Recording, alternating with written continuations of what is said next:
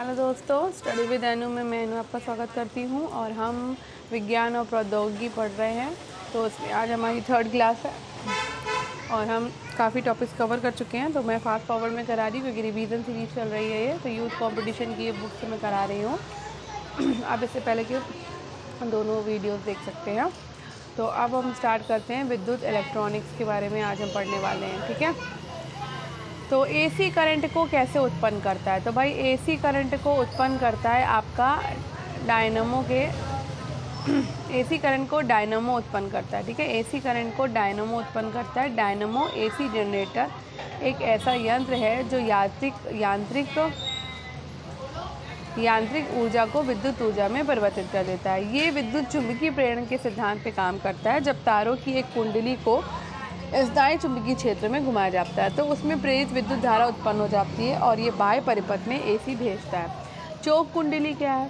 तो चौक कुंडली विद्युत परिपथ में प्रत्यावर्ती धारा की प्रबलता कम करने वाली कुंडली को चौक कुंडली कहा जाता है। ट्रांसफार्मर क्या है? तो ये एक ऐसा उपकरण है जिसके बिना विद्युत शक्ति नष्ट किए हुए प्रत्यावर्ती धारा के विद्युत वाहक बल का मान बढ़ाया या घटाया जा सकता है। ये पारस्परिक प्रेरणा के सिद्धांत पे काम करता है।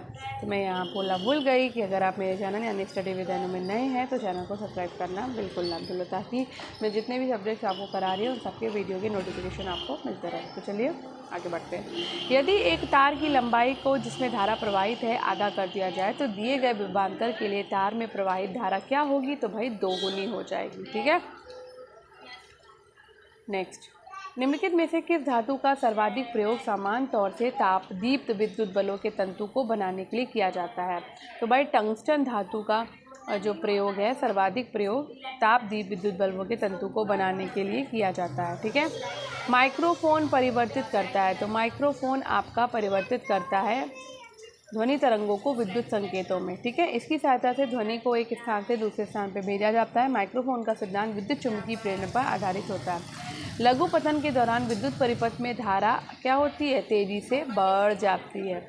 लघु पतन के द्वारा विद्युत परिपथ में धारा तेजी से बढ़ जाती है। किसी तार के माध्यम से प्रवाहित धारा को प्रति इकाई समय में उस तार के माध्यम से कुल चार्ज प्रवाह माना जाता है। यांत्रिक ऊर्जा को वैद्युत ऊर्जा में परिवर्तित करने के लिए प्रयोग किए जाने वाले वैद्युत यंत्र डिवाइस को क्या कहते हैं? क्या कहते हैं? तो जनरेट कहते हैं, यानी कि जनरेटर। यांत्रिक ऊर्जा को विद्युत ऊर्जा में परिवर्तित करने के लिए प्रयोग किए जाने वाले वैद्युत यंत्र को विद्युत जनरेटर कहा जाता है। ये विद्युत चुम्बकीय प्रेरण के सिद्धांत पे काम करता है, ठीक है। नेक्स्ट, कौन सा फोटो इलेक्ट्रिक उपकरण डिजिटल अनुप्रयोगों के लिए सबसे उपयुक्त है? तो ये उपयुक्त है आपका फोटोवोल्टिक सेल, ठीक है। तो फोटोवोल्टिक सेल फोटो इलेक्ट्रिक उपकरण डिजिटल अनुप्रयोगों के लिए सबसे उपयुक्त है। फोटोवोल्टिक सेल एक अर्धचालक उपकरण है जो प्रकाश ऊर्जा को सीधे विद्युत ऊर्जा में परिवर्तित करता है। सौर ऊर्जा को विद्युत ऊर्जा में किसके द्वारा परिवर्तित किया जाता है? तो सौर ऊर्जा को विद्युत ऊर्जा में सीधे परिवर्तित किया जाता है। सोलर फोटोवोल्टिक सेल्स और सौर विकिरण सूर्य के प्रकाश को विद्युत में परिवर्तित करती है। एक सोलर सेल सिलिकॉन या अन्य अर्धचालक सामग्री से बना एक अर्धचालक उपकरण है जो सूर्य के प्रकाश के संपर्क में आने पर सौर ऊर्जा को विद्युत ऊर्जा में बदलता है। इलेक्ट्रॉनिक्स की बात करते हैं तो निम्नलिखित डायोड में कौन सा अत्यंत उच्च गति स्विचिंग इलेक्ट्रॉनिक परिपथ में प्रयोग किया जाता है? तो ये शॉटकी डायोड, ठीक है। शॉटकी डायोड एक अर्धचालक डायोड है जो एक धातु के साथ अर्धचालक के जंक्शन के द्वारा बनता है। ये डायोड अत्यंत उच्च गति स्विचिंग इलेक्ट्रॉनिक परिपथ में प्रयोग किया जाता है और ये डायोड का आविष्कार वॉल्टर एच शॉटकी ने की थी। इलेक्ट्रॉनिक उपकरणों में निम्नलिखित में से कौन सी तकनीक इलेक्ट्रॉन होल युग्म पैदा करने में प्रयोग नहीं की जा सकती? तो अशुद्धि अंतक्षेप, ठीक है।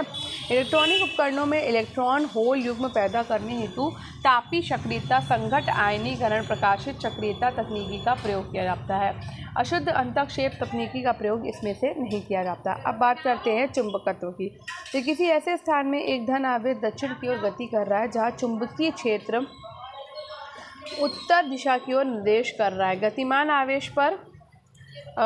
आवेश पर कोई विक्षेपक बल नहीं लगेगा, ठीक है।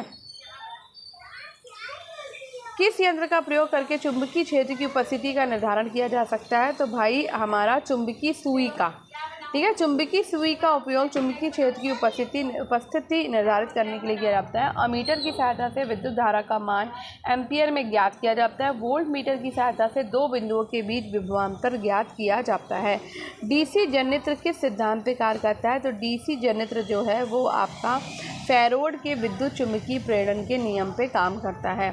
तो डीसी जनरेटर फैराडे के विद्युत चुम्बकीय प्रेरण के नियम पे कार्य करता है। फैराडे के नियम के अनुसार जब किसी चालक यानी कंडक्टर की उतार चढ़ाव वाले चुंबकीय क्षेत्र में रखा जाता है तो चालक में एक इलेक्ट्रोमैग्नेटिक फील्ड प्रेरित होती है। किसी धारावाही परिनालिका के संबंध में कौन सा कथन सही नहीं है?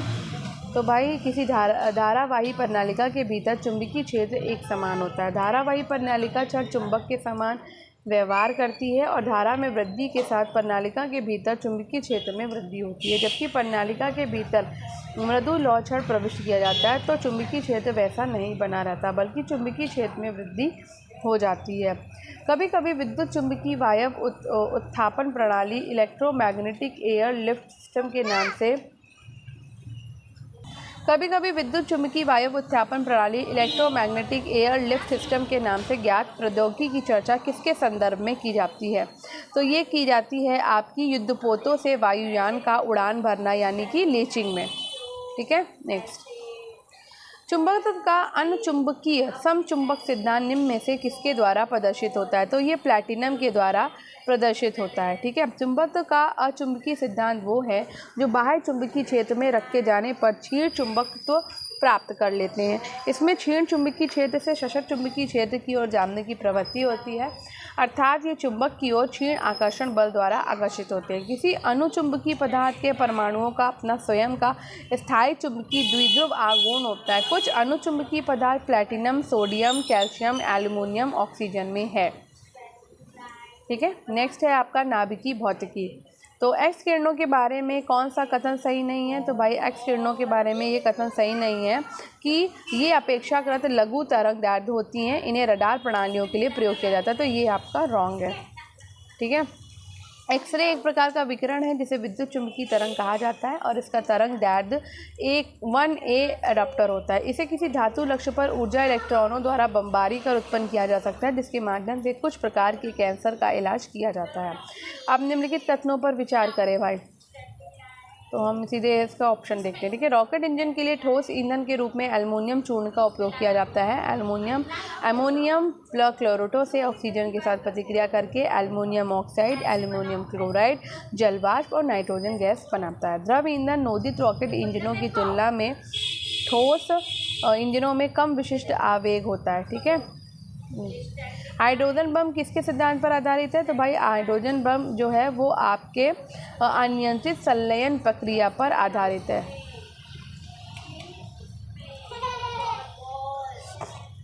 नेक्स्ट, हाइड्रोजन बम अनियंत्रित संलयन अभिक्रिया के सिद्धांत पर आधारित है। संलयन अभिक्रिया में बोल नहीं पा रही थी, चिल्लाने वाली हो, तेज चिल्लाई, सॉरी फॉर नॉइस। संलयन अभिक्रिया में उच्च तापमान पर दो या दो से अधिक हल्के तत्वों के नाभिक मिलकर एक भारी नाभिक बनाते हैं और अपार ऊर्जा विमुक्त होती है। संलयन अभिक्रिया उच्च तापमान पर संपन्न होती है। सूर्य की ऊर्जा का मूल स्रोत संलयन अभिक्रियाएं ही हैं। अब थोड़ा सा मिसलेनियस देख लेते हैं और जब ये मिसलेनियस फिनिश होगा तो उसके बाद हमारे इसके साथ ही फिजिक्स के सारे क्वेश्चन भी फिनिश हो जाएंगे और हम अगले दिन सीधे करने वाले हैं। अब हम इसके बाद केमिस्ट्री, चलो ये वाला कंप्लीट करते हैं। यदि किसी पदार्थ की एक विमा को 9 रेंज तक घटा दिया गया हो जबकि अन्य 2 विमाएँ वहीं बनी रहती हैं तो प्राप्त संरचना क्या कहलाएगी? तो ये क्वांटम वेल कहलाएगी। B quantum well. यदि किसी पदार्थ की एक विमा को 9 रेंजों तक घटा दिया जाए तथा अन्य 2 विमाएँ वहीं बनी रहें तो इस प्रकार प्राप्त संरचना क्वांटम वेल कहलाती है। क्वांटम वेल का प्रयोग डायोड, लेज़र और इंफ्रारेड डिटेक्टर में किया जाता है। निम्नलिखित में से किस दूरबीन टेलीस्कोप में केवल दर्पण होते हैं? तो दर्पण होते हैं केवल न्यूटनी दूरबीन में। न्यूटोनियन टेलीस्कोप, जिसे न्यूटनी रिफ्लेक्टर या सिर्फ न्यूटोनियन भी कहा जाता है, एक प्रकार का परावर्तक टेलीस्कोप है जिसका आविष्कार अंग्रेजी वैज्ञानिक सर आइजैक न्यूटन ने अवतल प्राथमिक दर्पण और एक सपाट विकर्ण दर्पण का उपयोग करके किया था। निम्नलिखित कथनों पर विचार करें।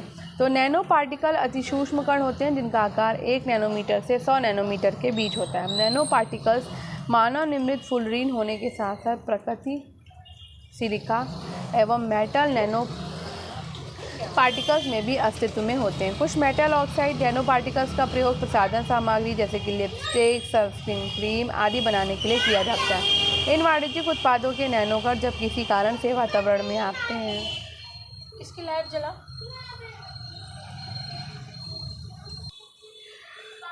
इन वाणिज्यिक उत्पादों के नैनोकण जब किसी कारण से वातावरण में आते हैं तो ये मानव की त्वचा के संपर्क में आकर त्वचा में प्रवेश कर जाते हैं और खून में मिल जाते हैं तथा हीमोग्लोबिन को प्रभावित करते हैं। इससे त्वचा कैंसर का खतरा उत्पन्न होता है। ये नैनोकण कभी कभी हमारे डीएनए को भी विकृत करते हैं जो मानव जाति के लिए असुरक्षित है। तो अब यहाँ पे हमारी फिजिक्स के सारे फिनिश होते हैं। अब हम कल से करेंगे यहाँ पे केमिस्ट्री। तो यहाँ तक हमारा कंप्लीट हो गया भाई। तो कल हम केमिस्ट्री पे पहुँचेंगे, रसायन विज्ञान पे। तो आज के लिए इतना ही। आई होप आपको वीडियो पसंद आया होगा। तो अगर आपको वीडियो पसंद आया हो तो वीडियो को लाइक करिए, शेयर करिए और चैनल को सब्सक्राइब करना बिल्कुल मत भूलिए। स्टडी विद अनु के साथ कनेक्टेड रहिए। धन्यवाद। मिलते हैं कल नए टॉपिक के साथ।